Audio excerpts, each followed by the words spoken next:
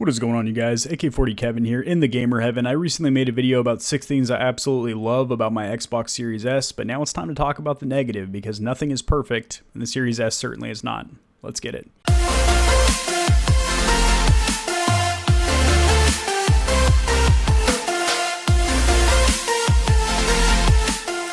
Alright, so first of all, guys, let's get the elephant out of the room. The storage on the Series S is absolutely unacceptable. What the fuck? I understand that is the cheapest console by a long shot. It's $100 cheaper than the digital-only PS5, and that's one of the appeals of the Series S. It's not necessarily why I bought one, but it was a factor because I don't want to buy a optical drive PS5 for $500 and then get a $500 Series X and pay $1,100 with tax out the door. But holy crap. So you have a 512 gigabyte SSD, which is lightning fast. It's great. It makes, in my things I love video, I mentioned how quickly games launch and switch between games and start the console up from a cold start, stuff like that. But it comes down to 364 usable gigabytes of space. There are games that are easily over 100 gigabytes. GTA 5 is huge. Master Chief Collection's like 110 gigs. Most modern titles are close to, if not over 100 gigs. So you put like 3 titles and a couple of third-party indie games on there, and you are full. That is crazy. What's even more crazy, if I share my screen over here, is the price of expandable memory. So this is already out, and it's purchasable through Target, Best Buy, Walmart, and Amazon. It is the same price everywhere. It is $220. The Series S is $300. So this is $220 for a 1 gigabyte stick, or I'm sorry, one terabyte stick. And basically, this is a very fast NVMe SSD that can plug into the back. There's a port on the S and the X, and yes, I have researched it. This is interchangeable between, you could pop this out of your Series S and go to your friend's house that has a Series X, put it in the back of his, and you have all your games and save files and stuff on there, which is pretty cool. But the price is ridiculous, for one. And you can use an external hard drive, like a little Seagate, external brick or whatever. However, that is only for legacy games like Xbox and Xbox 360 games that have not been optimized for Series S and X. So a lot of the games, the current games like the Master Chief Collection and stuff like that are optimized for the Series S and X. It'll have a little XS logo on the Game Pass, or even if you have a downloaded copy of the game that you purchased, it'll have the logo saying it has been optimized for your new console, and those will not be playable with a hard drive like this. I will have linked in the description below this internal hard drive as well as some externals that are pretty high read and write speed.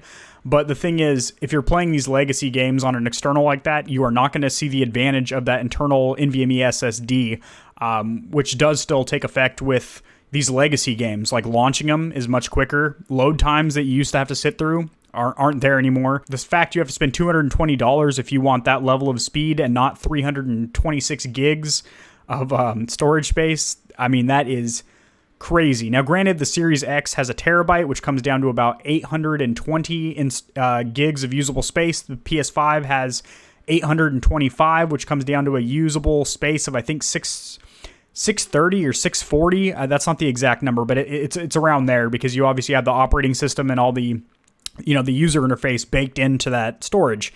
So all the new gen consoles are kind of suffering from that. It would be great if they had like a 2 terabyte in all these consoles and maybe like a 1 terabyte in the Series S, but I understand this is a large production cost. Storage is probably one of their largest production costs, so I understand in order to keep the cost down, to get this into people's living rooms, they only included very, very tiny internal storage.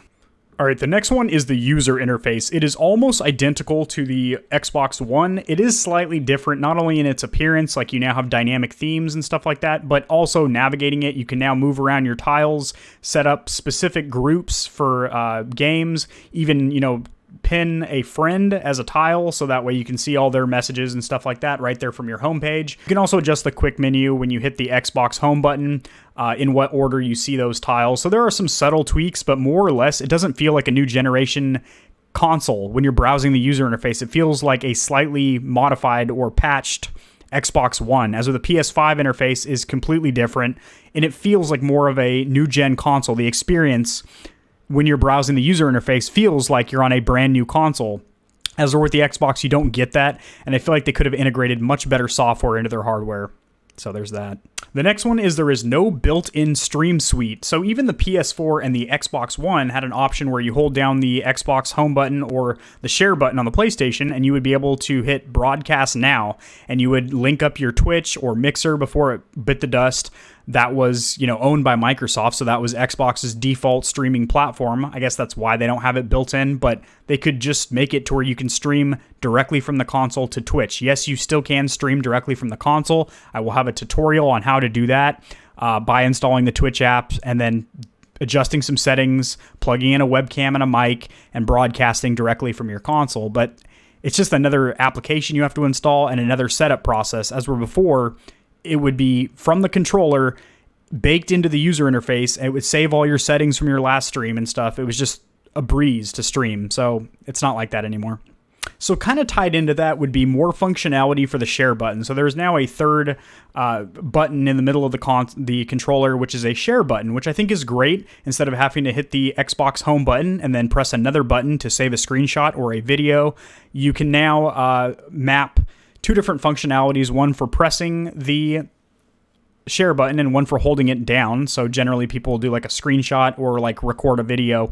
But I think they could have taken that further, where you can have additional functionality, like you can record your last few seconds of a clip by double tapping, and record a minute of gameplay by triple tapping, or hold it down and it'll start broadcasting, which again, there's no internal broadcast, but you can only set up tap and hold down, as where, I think like the PlayStation 4 even had where you can double tap share, hold down, and then press, and that's like 3 different functions there. So I know that's super nitpicky, but I had to get nitpicky to find 5 things that I actually don't like about this console, because it's pretty damn good, especially for the price.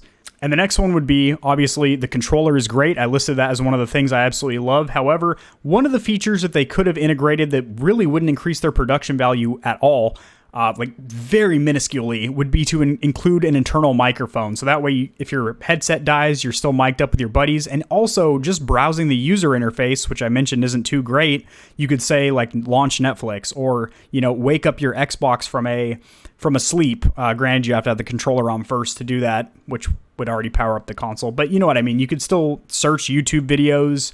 You could still launch applications. You could still say things like check my trophies, with your voice, and it would be able to do that, which I think is really cool. That would add a layer of newness to that user interface to where you feel like you're on a next-gen console, in my opinion. So I feel like the last 2 were pretty nitpicky. The middle 2 were kind of moderate big deals, and then the first one with the storage is a massive con.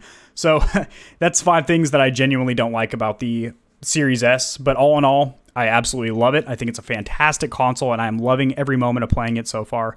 So that's it, guys. I'll see you in the next video. Have a great evening.